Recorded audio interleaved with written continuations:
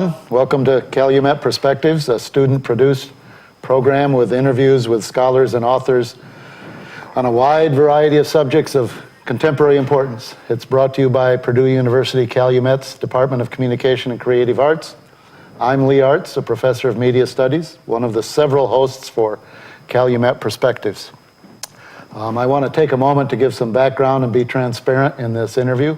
I wasn't always a professor of media, and I wasn't always the charming host of a television program. In my former life, I was a machinist and a steelworker for 15 years. I say that because I have some real-life experiences what it's like to work for a wage and the working conditions that affect your daily life as it does for most people in Northwest Indiana.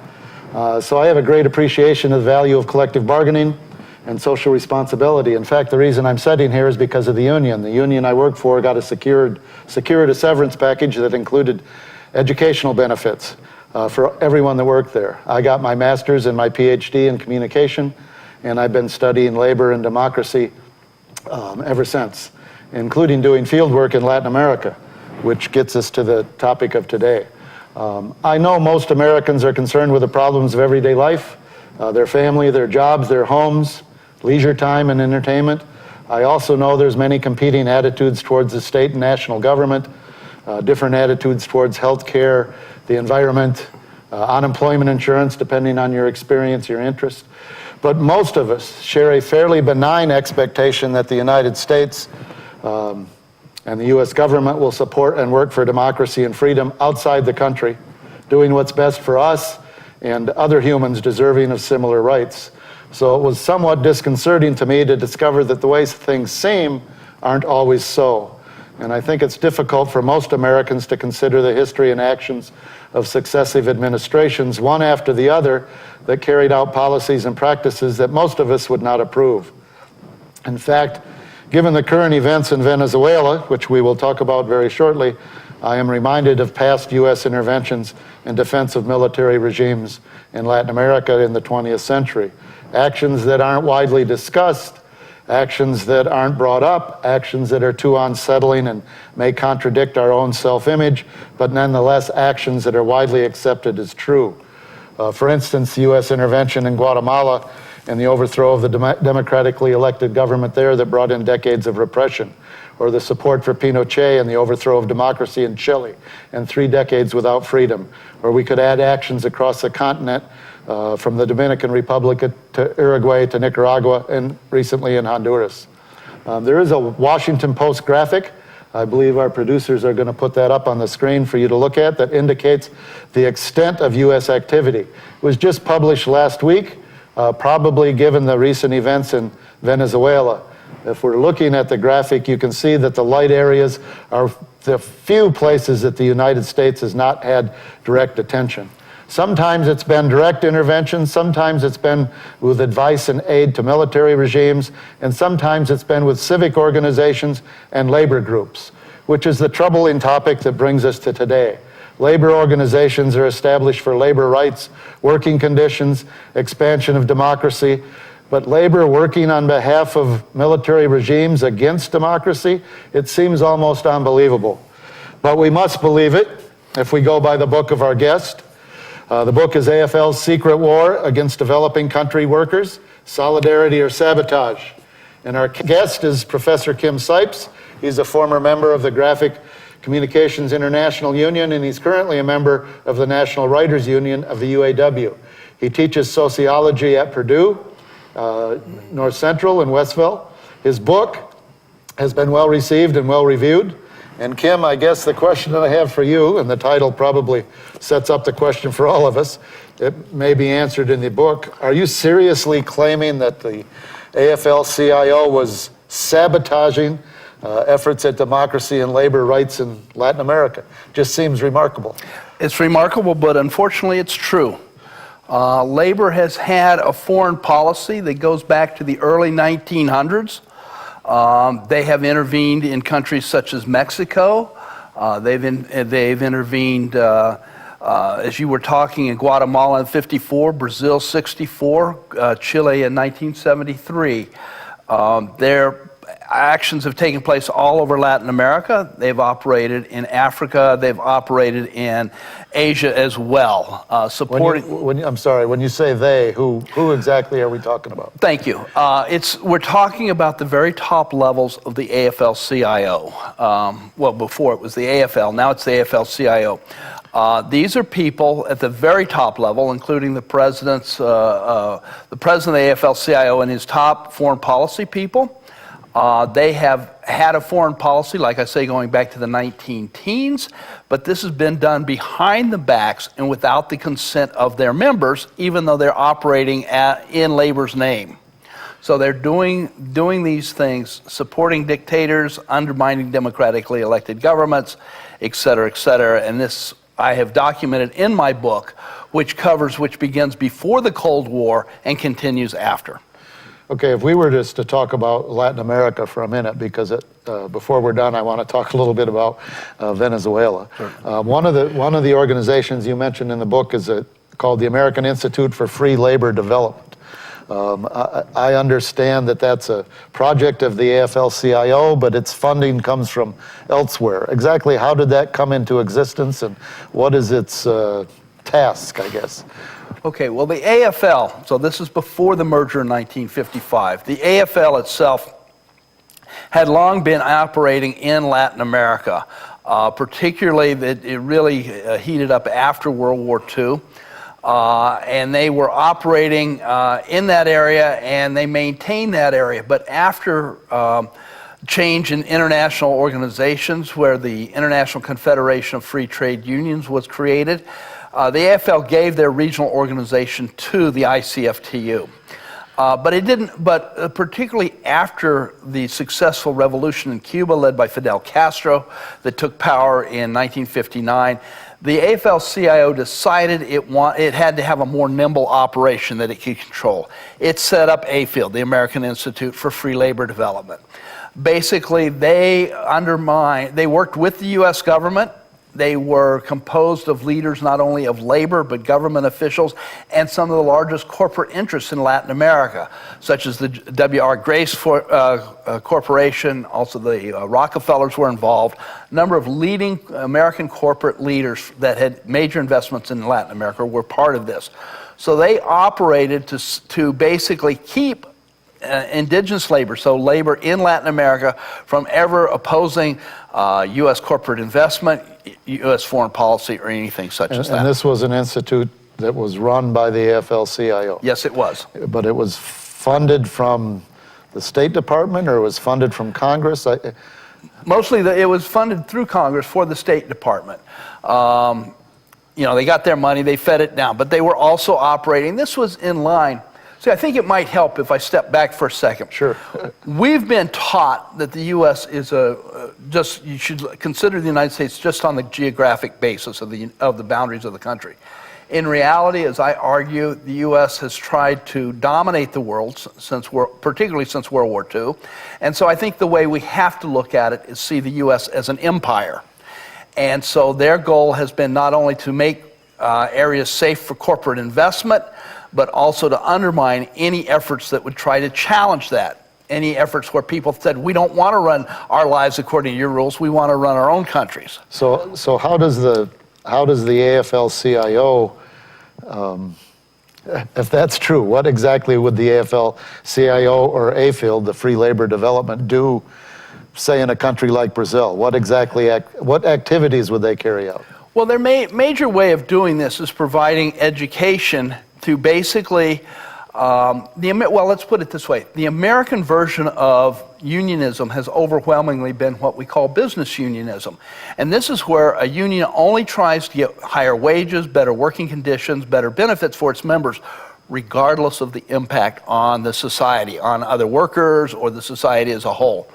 And that's very different than in Latin America. The unions there are seen as sort of active proponents for the working class in general and the larger society overall. What AFIL tried to do was re-educate Latin American workers and tell them, no, don't have those broader interests, just focus on your people and ignore everything else. So they would work for forming a union? Would they work for wages? Would they work for improved working conditions? Or it was even farther removed than that? Well, they would give lip service to that, but the problem is that most of the efforts to form unions in Latin America, an awful lot of them were didn't have enough power to force the corporations to grant them wage increases, because they always had the backing of the state, so the police, the military, or whatever. So basically, Afl kept them from uniting with other sectors such as the peasantry or the unemployed or whatever, just focusing on their own interests, which left them much less powerful than they should have been. Successful in these actions, and could you give me some examples? Well, ultimately, yes. I mean, they helped overthrow the democratically elected government in Brazil in 1964. So here was a government that was pro-labor, that was trying to make some land reform, things like that, but that was against what the U.S. corporations wanted in the U.S. state. So they supported the coup, and labor was involved in overthrowing the government. The more clear example is that in Chile in 1973, you had a democratically elected government under a man named Salvador Allende. And so Allende is making changes for the country. Chile was producing tremendous amounts of copper. The companies were American corporations were getting it for pittance. Allende nationalized the corporations and wanted to use that money to benefit the people of Chile rather than just make more money for the American corporations. So that in turn, that enraged President Nixon. I mean, the coup to overthrow Salvador Allende went to the very top of the American government. Richard Nixon was involved, Henry Kissinger was involved, and I'm not speculating. We've got the actual documents that he produced. This is not speculation. Afl helped organize a truck owners strike that helped sabotage the economy there, and which helped make it easier for the military to overthrow it. They also provided lists of trade unionists by name and what factories they worked at, so they could be arrested and or assassinated. Some of this information we know, like you said, we know U.S. role in Chile. I remember seeing a quote from Kissinger that says we can't stand by and let a stupid people make a decision to go communist, which was basically a denial of their ability to make any conscious decisions in their own democracy. But some of these things that you're talking about, the Afl-Cio, is information we don't know. And I want to ask you, when we come back from a break here in a second, I want to ask you, how did you find out? I mean, some things we know, but how can you get the information? Was there a Freedom of Information request? Were there documents that available? Did the Afl-Cio share those with you? And we'll answer that question when we come back from the break in just a minute.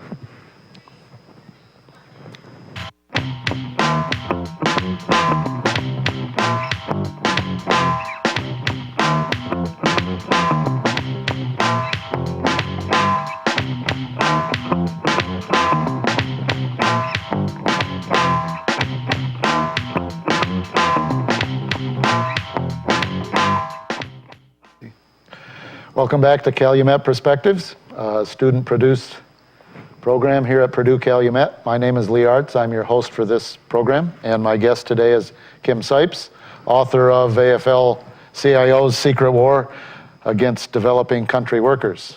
Just before break, I had asked Kim how he went about doing research for this book, because it doesn't seem like some of the things you found are what the Afl-Cio would want known publicly, and you implied early that the members of the unions didn't know that this was happening in their name. So how did you go about doing this?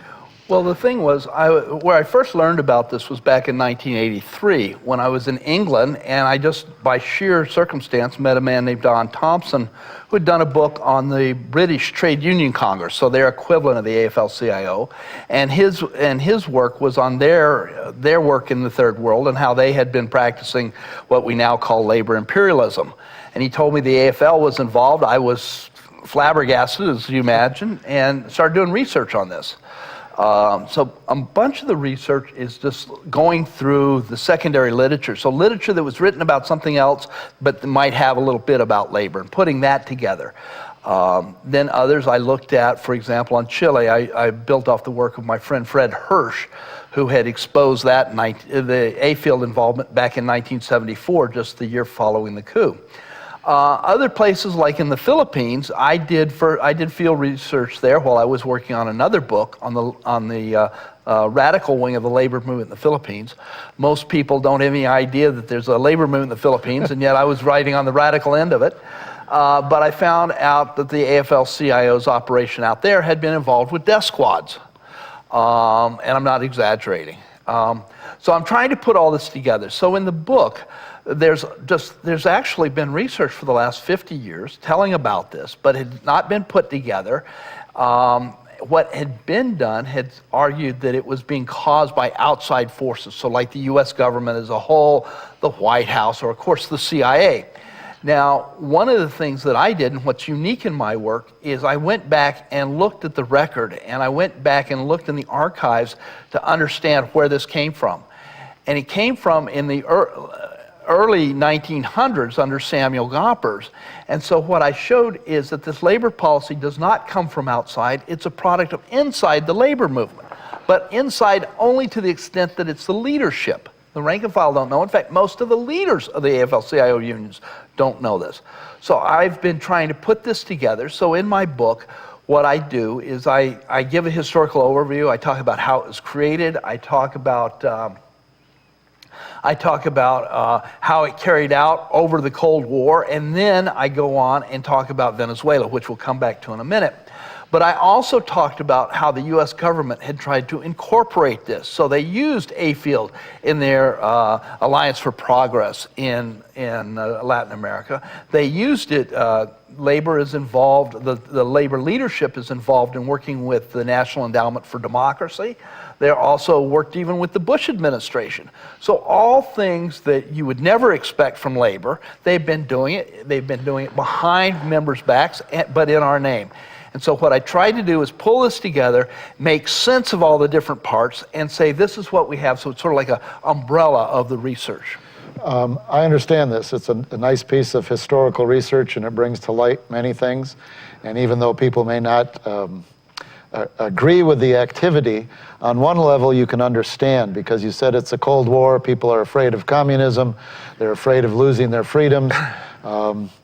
So I guess the question is, how much of this is history and how much of this carries forward? Because as I said before, I was a member of the Steelworkers Union for a long time. In fact, during the period when John Sweeney was elected president in 1995, and he vowed to get rid of A-field and get rid of these more anti-labor practices of the labor movement. I know he established what he called a Solidarity Center. So I guess we can say this is behind us. We're moving forward. There's a brighter future for labor activity in Latin America now, because the military regimes are gone, communism's gone. So what is the Solidarity Center doing now? Well, you have to understand, you're absolutely right. Sweeney was elected in the first democratically elected election for the head of the Afl-Cio in 1995. He did close down A-field and the other regional operations, which were all bad. There was no redeeming social value to any of them. He created an operation called the Solidarity Center and said, we're going to do things differently. And to be honest, at first it looked like that's what he was going to do. A lot of us laid back, and then then you had the coup in April 2002 in Venezuela, the attempted coup. This is the one that you can see in the movie The Revolution Will Not Be Televised, which is free and on the internet, by the way. Definitely worth seeing. But anyway, I had just been studying the coup in Chile, and things looked very, very similar. So that got my antenna up, and I was looking around trying to see if it was the same operations. A woman named Ava Gollinger, she and Jeremy Bigwood, a journalist in DC, had surfaced some documents under the Freedom of Information Act, which when I read was the smoking gun. So the AFL-CIO was involved in meetings with people later involved in the coup, and then later they lied and tried to cover up the people that they were working with and their role in the coup in Venezuela in 2002. So what we see, and this is very consciously, this is not a mistake. One of the things that you wrote that I read was that the National Endowment for Democracy had given, I think the number was $700,000 to the that went through the Solidarity Center to support some of the groups that were opposed to the Chavez government, right at the time of the coup, or in those years leading up to the coup. Well, that actually leads us to an interesting thing, and that's the National Endowment for Democracy itself. Now, that sounds lovely. I mean, who's against democracy? The truth is, this is one of the most cynical operations, even in the world of Washington, D.C., as a friend of mine calls it. Basically, what they're doing, they're using the terminology of democracy that we learn in school, the one person, one vote. If you're being affected by a decision, you get your say, things like this. They're acting as though they're promoting that around the world. In reality, they have nothing to do with it. They're against that kind of popular grassroots democracy. They're trying to impose a top-down or constrained democracy where basically the elites get to make all the decisions, and then once they made the decisions about who can run for office or the range of discussion, then they'll go to the masses and say you can vote. So the NED is proclaiming that as democracy when it's not. And they've been operating for 30 years. Let me take this a step furtherly. The National Endowment for Democracy, and you can look at its website at ned.org, claims to be promoting democracy, claims to be independent. It is not independent. I don't care how many times they say it. It was created by the United States government. It went through the House of Representatives and the Senate. It was signed into law by President Ronald Reagan. It's funded annually by Congress. It is not independent, although it's set up so say like an administration couldn't even change it if they wanted to. It's a perfect thing. It is advancing long-term interests of the U.S. empire, and they're being very successful. They are working around the world. They've worked in Europe. They've worked, all those colored revolutions that we saw over the last few years in Eastern Europe. NED's got a hand in that. They're active, I'm certain, in Ukraine today. They're active in Venezuela today. You mean the Orange Revolution and the Yellow? The orange and the rose and all that. NED's involved in that. Everything except the pink tide. Pink is not one color that they're in favor of, I would guess. No. My question was, though, I understand what you're saying about the National Endowment for the Democracy, but the same question that applied to the Afl-Cio, I guess, would apply to the Confederation of Venezuelan Workers, which is where the money went from the Solidarity Center to support the coup. It went through the labor unions in Venezuela. It didn't go to the business organization. It went to the labor unions. No, that's not true. It went to the business organizations. It went to peasants' organizations that were supposedly for land reform, but never worked for that. It went to education groups that were supposedly for education reform, but never did anything with education. They went to a range of things. See, and this is the Solidarity Center. No, this is the NED. Right. And the Solidarity Center is one way they're channeling, but they've got multiple ways going in. And so what has happened in the past, the U.S. government would support this right-wing government, a dictatorship or something like that. But when that started breaking down after the Philippines had their People's Power Revolution in '86, they shifted. And so now what they're doing is they're infiltrating civic society and trying to get them to do their acting for them. This is happening within labor, but it's happening in other different sectors as well. Well, maybe we can kind of end at this point, because basically what you're saying is the 1990s are carried over into the 2000s with the coup in 2002. I read recently in Counterpunch that 28 million of the 30 million that goes to Solidarity Center comes from the U.S. government. Right. And in the last 2 weeks, there's been the unrest that exists in Venezuela has reached a new peak with demonstrations, attacks on public buildings, armed gangs. There have been some murders. Again, it strikes me as very strange, because having been to Venezuela and doing some research on the media, I knew a little bit about the labor laws that provide things like right to work in a true sense, that you get to work at a job, that there's profit sharing, there's pensions, there's parental leave, there's wage raises, there's even the right, if the company is sabotaging or violating the working conditions or the rules of the society. In some cases, the workers are able to actually run the factory without the bosses. So it seems to me like there's a model there for labor in this country, but what you're saying is the labor leadership in this country doesn't see those things as progressive, but somehow is opposed to those and continues to oppose the democratic elections in Venezuela today. Well, see, the larger issue is not the particulars, which you speak of, but the fact is, if you go back to what I argue is the U.S. empire, they don't want anybody that breaks out of the empire to get away. So they can't control Venezuela, and they haven't been able to do that since Hugo Chavez was democratically elected in 1998. So they're more worried about Venezuela showing other countries different ways of going, that they might give these good ideas to other countries, and they're terrified of that. And so they'd rather see the whole thing taken down than allow people to have these rights, to have democracy and things such as this for their people. All right. Well, thank you. I wish we had more time to talk about it. I'd encourage the viewers to look for the book, Afl-Cio's Secret War Against Developing Country Workers. I believe you can find Professor Scipes also online. Thank you for tuning in to Calumet Perspectives. We will be back next week with another student-produced interview with an author or scholar talking on an important contemporary issue. Thank you again.